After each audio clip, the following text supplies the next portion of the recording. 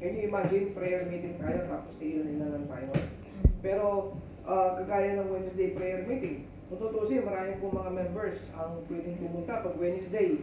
Pero, mabibilang pa rin ng pastor, yung mga uma-attend, which is, sana po, makita po natin yung importansya. Okay? So, many excuses can be given as to why the church does not prioritize prayer. Diba? Yung iba may trabaho, yung iba may part-time, yung iba may katawagan, yung iba may commit, yung iba may kausap, diba? So, kagaya dito, diba? Minsan, ini-invite natin yung kapatiran natin, nakaupo lang sila sa labas, pero ayaw nila pumasok, ayaw nila mag-engage, ayaw nila mag-participate. Hindi natin sila pinipilit, pero we hope and pray na makita nila ang importansya po ng pag-pray. So this morning, I will give you a 5 points. Mabilisan ito mga kapatid, okay? 5 points, okay? On why, kasi yung title po. Using them out. 5 reason, okay? 5 reason why prayer meeting is important. Okay? Okay, point number 5. Point number 5, sabi mo dito. Point number 5. Okay, the Bible commands believers to pray together corporately. Diba? The Bible commands believers to pray together corporately. Hindi sinabi sa believers, dapat believers lang. Diba? So, 1 John 5:14. Okay, 1 John 5:14. Let's go there, mga kapatid. 1 John 5:14. 1 John 5:14.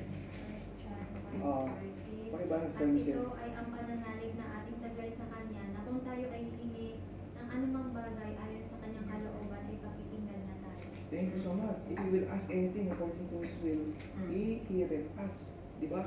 So, unang-una, sabi niya rito, the Bible commands believers to pray together corporately. Marami pa akong mga verse dito. May Acts 1:14, may 2 Corinthians 1:11. Pero just for the sake of time, James 5:16. Okay? So, sa Biblia po, we can go on and on.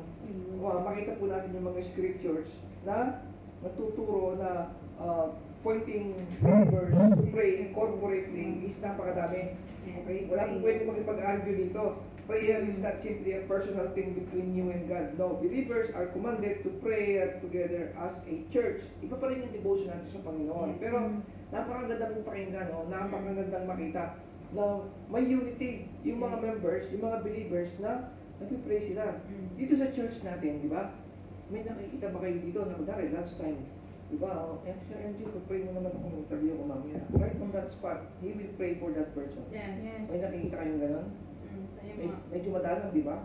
Ako, as much as possible, last week, nag-guilty ako eh. Lumapit sa akin si Sir Grace Parillaga. Nandun kami, di ba? Pag-pray mo ko, meron akong interview. Kasi may interview last Sunday, last Saturday. Hindi ko na pag-pray. Kasi kakain eh. sabihan ka na niya na Diba? guilty ka doon. Guilty talaga. Hindi ko nakapag-pray on the spot. Normally, ginagawa ko yun eh, sa Sunday. Ginagawa ko dati yun. So, di ba? Pag may nagka sa akin ng prayer, di ba? Right away, pag-pray mo kayo. Saan kayo? Especially sa church, napaka-sweet, nakikita ng ganun. Maingay ang lahat, busy ang lahat, kumakain, pero kayo nakatayo, nag-pray. That's one of the best things na magagawa po natin, di ba? So, prayer is not a personal thing between you and God. Well, ibig sabihin, yeah, it's also a personal thing na magkaroon tayo ng sariling devotion. But napakaganda mong makita na ang mga believers is nagkakaisa-isa para po sa ganun is makalapit sa Panginoon at lahat po ng mga bagay na pwede nila ma-pray na ilipit sa Panginoon. At sabi niya rito na anything according to His will, He hears us. Diba? So napakaraming prayer na selfish. Huwag lang tayong ganun, di ba? So, pag sinabi mo sa Panginoon na, Lord, help me na mas lumakas yung pananampalataya ko sa iyo, na mas ma-increase ko yung faith sa inyo, di ba? God will not say no to that. Kasi will niya yun eh. Di ba? So, ika-4, point number 4, okay, prayer meeting trains you in how to pray.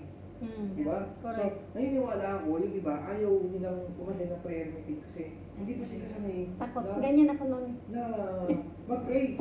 Kasi prayer meeting nga eh. Kaya Dubai lagi to yun. eh. Iniisip niya, may pray kami ni Lucille. Hindi ako marunong.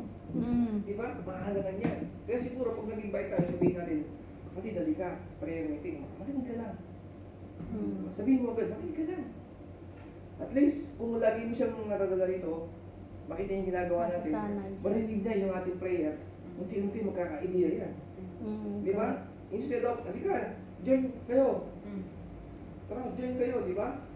Naisip nila, baka mamaya, maalop sila, o di ba? I really don't know how to pray. Kahit man ako noong una I really don't know how to pray. Takot Kung maganda. sasama sa inyo, mamaya, bigay mo sa akin yung list, pag-pray mo to. Mamaya, mapahiya naman ako, di ba? So, we have to be extra sensitive. Di ba? Prayer meeting trains you in how to pray. So, napakadali, di ba? So, pag kausap mo na siya, okay, makinig ka lang ha. Tapos, may prayer ka ba? Request. Meron sigurado yan. Tapos, from that moment on, kapag narinig niya sa'yo yung pattern, di ba, magkaka-idea na siya. So, prayer meeting trains you in how to pray. Point number 3, prayer meeting helps make the church a family. Di ba? Kahit wala kayong personal relation, hindi mo siya kilala personally. But if you come to the Lord in prayer together, di ba? Kaya nga meron tayong tinatawag na one accord. Yes. Di ba? Because we have the same spirit, we have the same common spirit that connects each and every one of us when we come to the Lord in prayer. Hindi man tayo magka-connect personally by friend, but we have the same spirit. Can you imagine sometimes nalalabas tayo sa labas tapos makakasalamuha ka ng alam mong baptist din, na alam mong believer din, na born again din. You have that instant connection na parang matagal mo siyang kilala. Di ba? That makes you a family. Di ba? Prayer meeting helps make the church a family. Kahit ngayon mo lang nakita yan. But if you knew na he's a genuine born again believers of Lord Jesus Christ, then masaya ka. Komportable ka na sa Kanya. Hindi ka na naiilang. Di ba? Mas masaya ka pala kaysa Yeah. sa family mo. Yeah. Di ba? Correct. So when you like having a prayer together with each and everyone, di ba? Nagkakaroon ka ng close knit relationships with that person. Okay? Loving each other, knowing what's going on in each other's lives. Malalaman mo rin kung ano yung nangyayari sa buhay nila. Kasi tatanungin mo siya, may prayer request ka ba? O yung anak mo ganito, ma-opera, gano'n. Di ba? Dalawa, helping each other throughout the week, and yes, praying for each other regularly. Diba? Then you can always ask the person na, hey, may prayer request ka ba? Sasama ko sa devotion. Diba? So, prayer meeting helps makes a church a family. Point number 2, prayer meeting helps believers to see how God really answers prayers. Diba? Yes. Tuwa tayo pag meron tayong Answered prayer. answer prayer. Diba? Answer prayer, yung kay Sister MJ, yung sa burol na kanyang father. Yes. Diba? That is the most wonderful thing na gagawin ng isang believers. Yung mother ko, nung nakaburol siya, dalawang pastor, yung nagsasalitan. For the whole, buong burol, gabi-gabi yun. Pero at the end, nung bago siya ito din, sabi ng tatay ko, yung pari, tawagin niyo. Hindi ako kumontra. Pinangon niya ng tubig. Tapos Kasi nandun wala na kami. yan eh. Nakatulong lang ako, okay lang, sige, okay lang. Kasi katawan na lang yan eh. Oo, kasi pag kumontra ka doon, Magugulo naman. Parang mahirap na sila. magkakaisahan ka na. Si sister Pakipakita din, niyo sa answered. manong ugali mo. Ngayon, di ba? Alam mo lang, yung ganun. So, huwag tayong kukontra mga kapatid. Prayer meeting help believers to see how God really answers prayers. So, ang isang panalangin, kung hindi mo sinasagot ng Panginoon yan, kunwari, may pinapag-pray ka na ang tagal na, yung wala pang sagot sa Panginoon, just trust the process. Keep on praying. Share ko lang. O kaya, baka sinagot na niya na, no na yun. Yeah. Yung sobrang tagal na eh. Di ba? Pero may mga prayer, kapatid, na bukas lang, mamaya lang. Yes. Makita mo yung sagot. And that thrill your heart. Yeah. Ang bilis naman ng tugon ng Panginoon. Di ba? Mas nakaka-encourage, di ba? And last point number 1, prayer meeting is the spiritual foundation of all ministries. Yes. Prayer. Without the prayer, ang lahat ng ministries will be out of nothing. Right. Dapat ang maging foundation talaga is lahat prayer. Okay? They knew that if prayer was not predominant in their lives and in the lives of the people of the church would never succeed. Yes. Hindi ka na basta lalabas doon. Mag-pray ako sa sarili ko. No. Dapat na makita na binubog natin ng prayer ang lahat ng ministry. Soul winning class, church evangelism, di ba? Mga preacher, mga media, Yes. ang mga music, ang choir, ang cooking, cleaning, yung ating mga church administration, mga taga-office natin. Alam mo, taga-office natin, pag-pray natin mabuti yan. Lalo pag Sunday, busy-busy yan, nasa office lang yan. They don't attend Bible study. Mm. They don't attend Sunday school. Preaching, busy man sila, hindi man nila makakonsentrate. Mm. Pwede sila magkaroon ng spiritual dryness. Yes.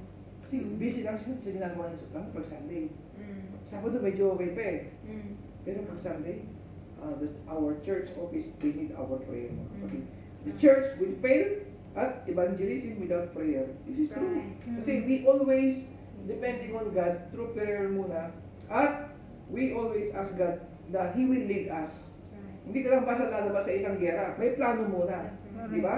So the prayer church fail in the pulpit without prayer. Mm. Kamukha namin mga preacher, di ba? Mas gusto pa namin yung takot na takot kami. Mm. Yung hindi namin alam kung maiihi kami o maano kami. That's good kasi you know that you are not relaxed. Mm. Kasi pag relax na kami, mahirap yun. Kapatid. Yabang na. Oo, parang Parang yabang na sarili ko. myself na lang, di ba? No. Pero mas maganda yung takot kami, yung nalalamig kami, nanginginig yung ano namin, di ba? That's good. That's a good sign. That means you are not depending on yourself, but you are depending on God. The church will fail in the pulpit without prayer. And so, di ba? And so, sabi niya, elders prioritize prayer because they took seriously the words of Jesus in John 15:5. Apart from me, sabi niya, we can do nothing.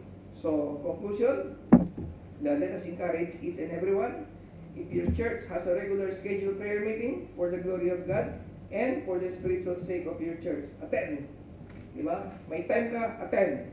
Wednesday prayer meeting, very important, attend. Not only that you will feed spiritually, but you also support each other member and you support the pastor.